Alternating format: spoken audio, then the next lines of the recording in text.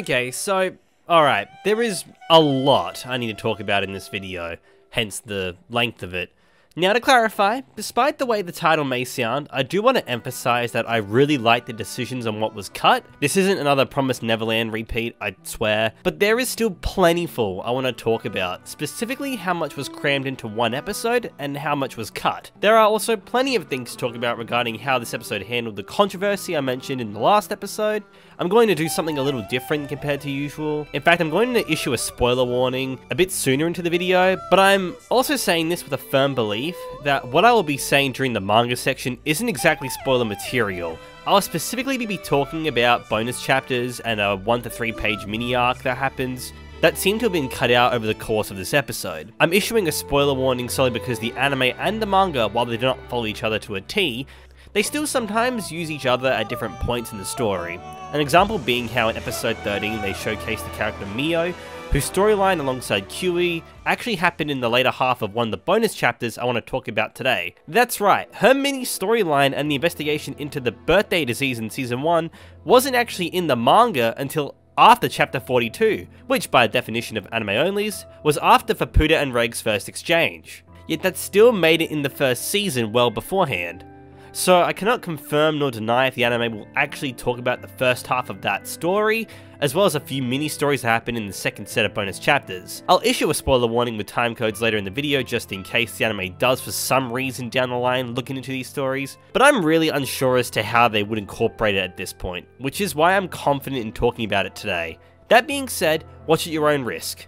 Like every apology video on YouTube, I am not holding myself accountable for anything. Hello everyone, welcome to another Made in Abyss episode review. Today we'll be talking about Season 2, Episode 4, Friend. Now, I had my fears going into this episode with the source material in mind, and honestly, I want to apologize for scaring you all with that warning, because the directing team put all those fears to rest in this episode, and I honestly couldn't be happier. While the episode still kept a bit of its degeneracy for the sake of storytelling, it didn't go to the place I thought it could have, and I'm really thrilled about it. I'll cut right to the chase. I'm talking about Riko being attacked by these Naruhade in particular. I absolutely did not like this moment at all in the manga, because it portrayed it in a way that's incredibly unnecessary and fetishized. And yes, I throw that accusation around a lot, so I probably lost some credibility, but this particular moment in the manga is a hard part to read, even if you've been watching / reading Made in Abyss for a while. Certain panels in the manga I had to actually cut out from the sequence when animating it, simply because it was hard to read and it didn't add anything to the story. So I'm incredibly happy with the way the anime decided to handle it. They focused solely on what it contributes to the story and handled it really well. And the other strange moments were handled quite well too. I don't want to get into the specifics of it too much, so I'll wrap that segment up with a thank you again to the storyboarding team who made those adjustments. It just helps make this series a bit easier to actively recommend to people. I'll revisit the anime review in a moment because there is so much to like about this episode, but for now, let's get into the manga review because Mamma Mia Pizzeria, there is so much to talk about. So, first and foremost, I want to say that the anime somehow managed to cram a whole heap of content so seamlessly, but didn't exactly animate 3 chapters worth of content in one episode. Instead, it actually borrowed content from 3 different chapters, but left certain parts out.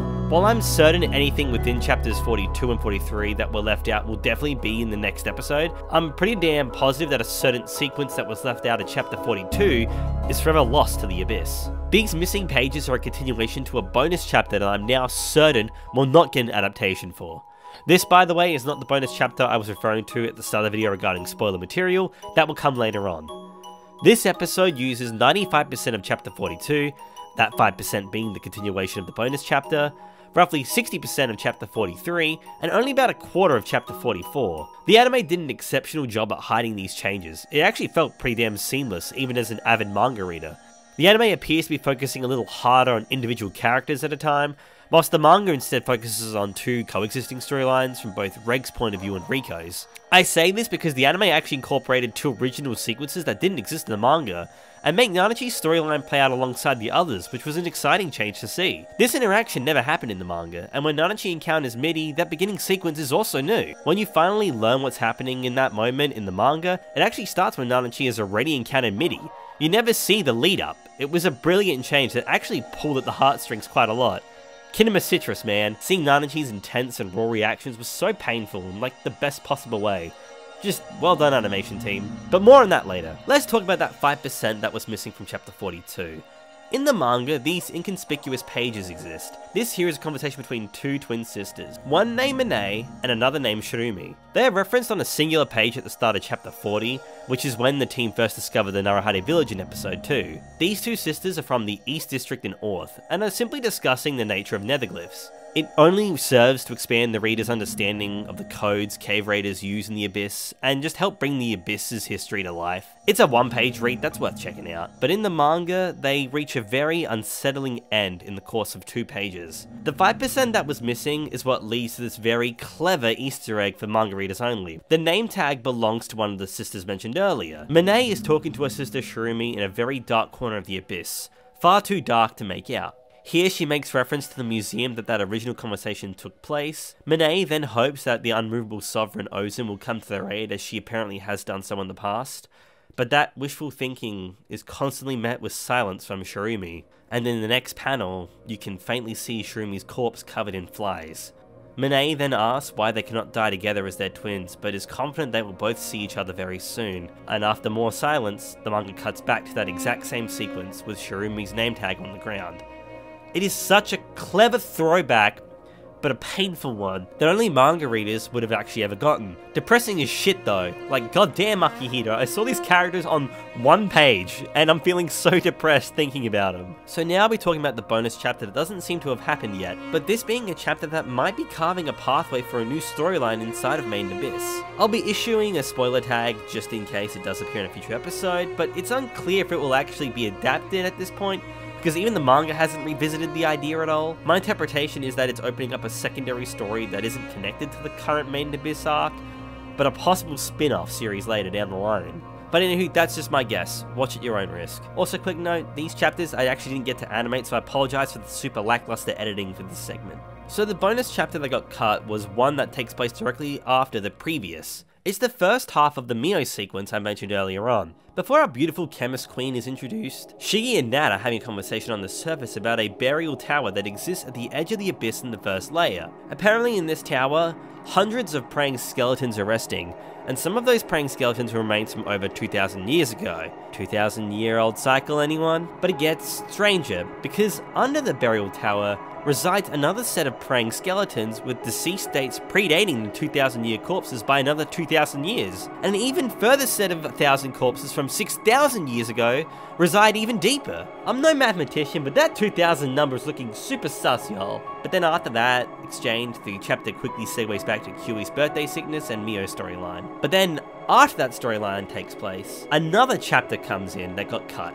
simply named Jiru. This chapter focuses on our boy Jiru, well, Leader as we know him. Leader decides to descend to the second layer to meet Ozen, when he runs into sweet darling Maruk. Despite the shock that comes with the way he's dressed, he actually isn't fazed at all by his interaction with Ozen. Ozen and Leader discuss the possibility of the birthday disease on the surface. Ozen speculates that the praying skeletons are victims of this disease, and that the reason they pray is because when they were alive, they were aware of this plague that was going around, and all they could do was simply pray and hope God or the Abyss would answer them and bring them salvation. Also, Leader brings Ozen some consumables that apparently taste strange because she enjoys foods with odd tastes, which is just fitting for my queen. I do like the chemistry, by the way, these two have, considering how we learned in Season 1 that Leader actually rejected Ozen's proposal and being her underling in pursuit of that position with Liza. They seem to be close friends who understand one another quite well. Ozen then prompts a question about Reg, and she learns that Reg and Liza spoke and handled themselves similarly to one another. My guess would be that Reg's consistent use of the word irredeemable, as well as how he seems to throw himself into danger without second thought, relates to the way the Sovereign of Annihilation handled herself. Leader seems to be actually aware of Reg's memory loss, and knew that he was once acquainted with her. The conversation comes to an end with Ozen posing a question to Leader, that being, "You have something to ask of me, don't you?" To which Leader agrees, but never really clarifies in this chapter what it is, but Ozen seems already aware of what he's after. The chapter concludes with that ambiguous ending, and then 3 years later, nothing. So I'm unsure of when this will be revisited in the manga, and if it will ever be adapted in the anime. But it seems pretty damn important to completely skip over, which is why I thought I would put a spoiler tag warning in just in case, because you never know with this series. It's faithful to the manga, but makes drastic story changes in terms of its placement in the timeline. Whew! Now that that's done, let's finally talk about this episode. Now, this episode was a great one. Yeah, I'm sucking this series dick again. I don't care who sees. take pictures, it will last longer. While it's probably the weakest episode so far, it still handled itself excellently. Let's go through a quick recap of what happened in this episode. Reg and Faputa finally meet, and she seems to call Reg by his name. Reg has a strange premonition where he sees two instances of Faputa, both one of smiles and one of tears. Trying to gather his thoughts, he begs the question of if she knows him somehow, but Faputa, equally confused, decides to take Reg because she wants to learn more and is also scared of the Narahades trapped inside the village. In particular, it's their eyes that freak her out. God, she's so cute. The opening that I've rewatched at least 120 times so far plays, and then we reunite with Nanachi and Majikaja-san, who are discussing what determines the value in the village. While yes, the Narahade residents give value to objects, what ultimately decides the true value of these items is the village of Iraburu itself. Iraburu simply knows everyone's desires and uses the signals that connect to the souls of its inhabitants to determine what is of high value and low value to each person in the village. It's a really cool system that simply cannot be deceived. You cannot trick your soul even if you try to lie about what it is you truly value. That conversation unfortunately has a very unsettling ending, as when Nanachi recounts what's important to them, they mention Midi, who Majikaja-san happens to know. Majikaja-san then states that Midi's being used by Belaf, and that a certain masked man had left them behind. We cut back to Reg and Faputa, in which they have a brief talk about who Reg is and where he's from. It doesn't lead to much though, except affirmation that this is the same Reg that Faputa knew beforehand, but for some reason Reg doesn't remember her at all. He cannot remember this place nor their relationship, and Faputa is beyond confused as to why. She mentions that Reg was looking for his Haku, which doesn't mean much to him because he can't remember. After an invasion of personal space, Reg leaves and Faputa mutters to herself.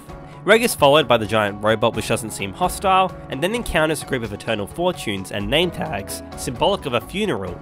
But the problem is there are so many all of a sudden that have found their way down here. According to the manga, it's falling at a speed so quick that it's like rain, which implies something terrible could be happening on the surface. We then cut to Riko and Toilet-chan. Riko learns that she is alone and decides to look for Reg and Nanachi with Menya.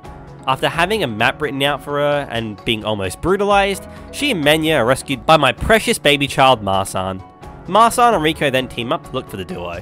They end up grabbing a bite to eat at the Narahade restaurant, where they are served some French cuisine, and learn that the cook of the restaurant can actually speak the same language as Riko. And apparently, another Narahade can as well, and that Narahade's name is Wazukyun. We then finally cut back to Nanachi, who makes it to Belaf's domain, and sees Midi once more, but this time, fully intact, unaffected by Bondrewd's Spragmoss. After this devastating encounter, we then cut to the best girl, Veiko, who appears to be trapped in a dark cavern of sorts, surrounded by sentient black ooze, and then the episode ends. Oh, this was a meaty episode, man. Oh, my throat hurts with so much talking. So let's just get to the anime stuffs. First and foremost, Faputa, my baby girl! Oh, it's so wonderful seeing her so animated! And so beautifully well done as well. Her movements were so fluid and her voice acting was phenomenal.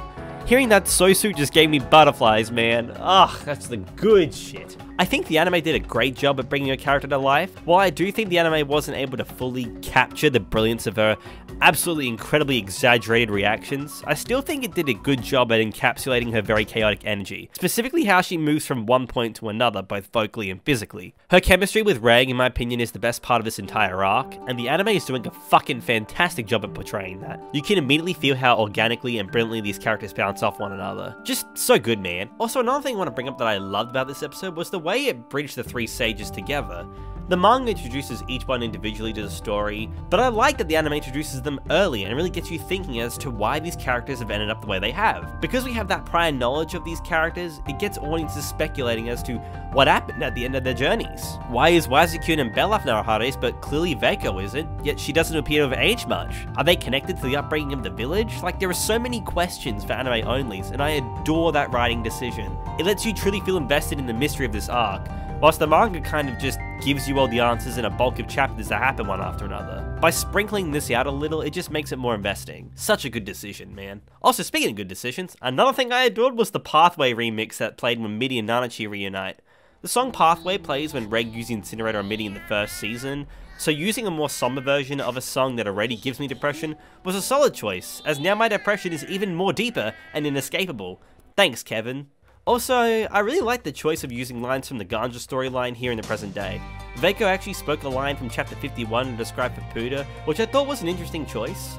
It gives some interesting insight, and I really like that it cuts off as to not spoil who Fupuda actually is. Just clever use of little dialogue sprinkled throughout. The visuals were top notch, the animation was solid, the anime original sequences were handled with such care and precision, the music was on point, vocal performances were great, like, just a great episode overall. But I do unfortunately have some quiffs. I gotta be honest, okay? I will say the Naruhade restaurant sequence, as charming as it was, it doesn't really do the manga the justice it deserves.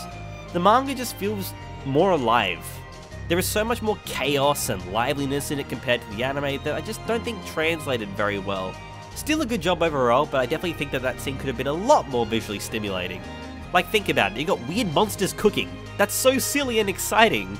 I think the anime is just really picking and choosing where it wants to use its budget, which is fair considering what's to come, and you know they're more than capable based on previous seasons and the openings, so I can understand it from a budgeting perspective. Still, it would have been nice to have that energy captured in the anime form. It's one of my favourite panels in the manga, and one of my favourite moments too, because it just feels like Made in Abyss. Another quiff is Toilet-chan. Like, dude, I know it's meant to be funny, but like, dude, just get a debate installed. That's all I'm going to say about that. I don't want to talk about this. That's all from me today, to be honest. Overall, great episode that had some really interesting changes compared to the manga. I'm really happy with the direction the anime is going, and I think this episode really opens up the scale of the situation super well compared to the manga. Just good shit all around, honestly. I'm also, again, so proud of Kinema Citrus with the way they've handled this adaptation so far. It's definitely a very positive one with minor gripes from someone who simply needs to find problems because of fear of seeming biased.